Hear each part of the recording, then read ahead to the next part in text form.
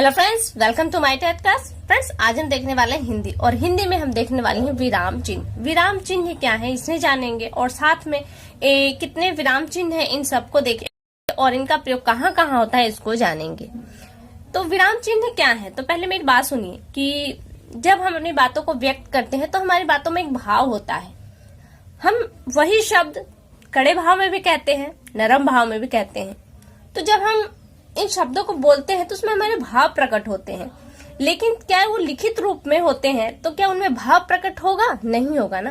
तो इनमें भाव प्रकट करने के लिए विराम चिन्हों का प्रयोग किया जाता है। जैसे हम कुछ कहना है तो कहाँ पे हमें रुकना है, कहाँ पे ज्यादा रुकना है, कहाँ पे कम रुकना है, तो ये बोलते वक्त तो क्लियर हो जाता है, लेकिन लिखते वक्त कैसे होगा? तो ये विराम चिन्हों के माध्यम से होता है।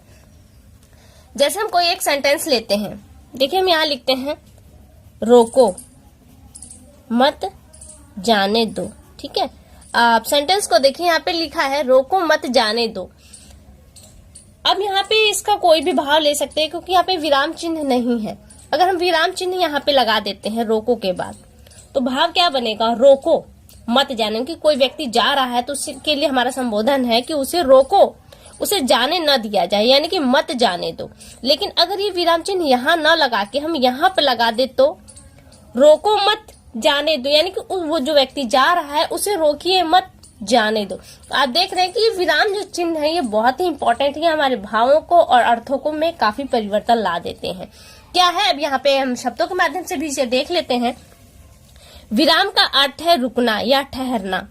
वाक्य को लिखते अथवा बोलते समय बीच में कहीं थोड़ा बहुत रुकना पड़ता है, जिससे भाषा स्पष्ट, अर्थवान एवं भावपूर्ण हो जाती है। लिखित भाषा में इस ठहराव को दिखाने के लिए कुछ विशेष प्रकार के चिन्हों का प्रयोग करते हैं, इन्हें ही विराम चिन्ह कहा जाता है।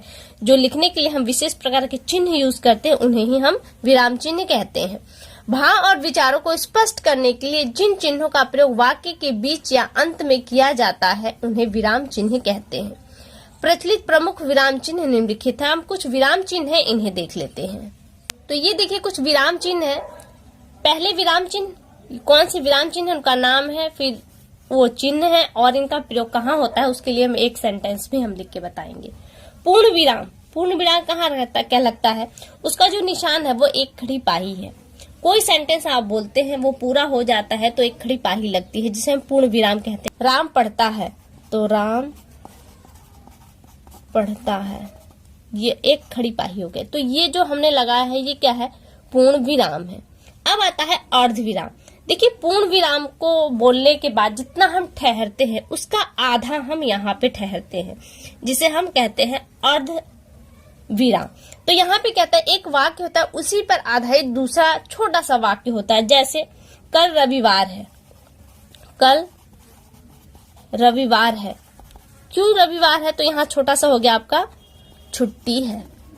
कल रविवार है, छुट्टी। तो यहाँ पे क्या लगा आपका? अर्ध विराम, क्योंकि आपने यहाँ पे रुके तो जरूर, पूर्ण विराम में आप पूरे रुके, लेकिन अर्ध विराम में आप रुके लेकिन बहुत कम रुके, यानी कि इसके आधा जो वक्त दिया वो आधा दिया। अब है अल्प विराम। जैसे यहाँ पे आपने 1 मिनट का समय दिया। देखिए 1 मिनट का समय तो लगता नहीं है, लेकिन समझाने के लिए मैं यूज कर रही हूँ। यहाँ पे हमने 1 मिनट का यूज किया और अर्ध विराम में हमने आधे मिनट का प्रयोग किया और अल्प विराम में हमने 1/4 यानी कि 1/4 हमने प्रयोग किया विराम। तो अल्प विराम कैसे होगा? जहाँ पे आपको कई चीजें बोलनी होती हैं आपको, जैसे नदी, पहाड़, झरना, तो इस तरह से जब आप कोई वर्ड बोलते हैं तो यहाँ पे एक छोटा सा कॉमा लगाते हैं, तो यही कॉमा आपका क्या कहलाता है? अल्प विराम। और हर एक जैसे बोलने का जो लय होता है वो एक लगातार नहीं होता, वरन हम नदी बोलने के बाद हल्का सा ठहरते हैं, पहाड़ बोलने के बाद हल्का सा ठहरना, उसी तरह से झरना बोलने के बाद हल्का सा ठहरते हैं। तो यही ठहराव आपका क्या कहलाता है? अल्प विराम। अब आ जाता है प्रश्नवाचक। प्रश्नवाचक क्या है? प्रश्नवाचक आप जानते हैं, तुम्हारा क्या नाम है, तुम्हारा क्या नाम है।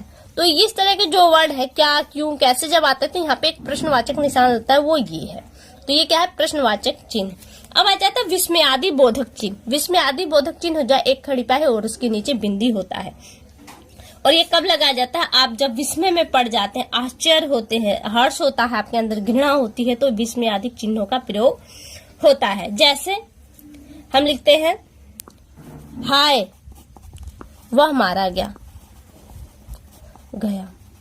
ठीक है, यहाँ है तो यहाँ पे हमने कौन सा चिन्ह प्रयोग किया, विस्मयादि बोधक चिन्ह। उसी तरह से आपका उद्धरण या अवतरण आ जाता है। उद्धरण या अवतरण चिन्ह डबल ब्रैकेट भी होता है, सिंगल ब्रैकेट भी होता है। यहाँ पे हम किसी की बात को एक विशेष तरीके से उन्हीं शब्दों में बताना चाहते हैं तो वहां क्या होता है, उद्धरण चिन्ह का प्रयोग किया जाता है। जैसे नेताजी ने कहा, अब नेताजी ने क्या कहा है, उनकी बातों को हम उद्धरण चिन्ह के अंतर्गत कहेंगे। जैसे दिल्ली चलो, यहाँ नेताजी ने कहा है दिल्ली चलो, तो ये जो नेताजी के जो शब्द हैं दिल्ली चलो, हम जस्ट टू जस्ट उसी तरीके से रखना चाहते हैं तो यहाँ पे हम उद्धरण या अवतरण चिन्ह का प्रयोग करते हैं। योजक चिन्ह, योजक है जो दो वर्डों को जोड़ते हैं। जैसे माता पिता, माता पिता, ये बीच में देखना ना, ये योजक चिन्ह है। भाई बहन, तो ये क्या है, आपके भाई बहन। सुख दुख, ये इस तरह के बीच में जो चिन्ह लगता है वो योजक चिन्ह होता है। निर्देशक चिन्ह, जब हम किसी बात को निर्देश करना होता है तो योजक चिन्ह और निर्देशक चिन्ह लगभग समान है। जब ये बुक में प्रिंट होते हैं तो थोड़ा आपको अंतर दिखाई देगा, हालांकि यहाँ पे कोई खास अंतर आपको नहीं समझ में आ रहा होगा, बस एक खड़ी जो लाइन है वो एक छोटी है एक बड़ी है।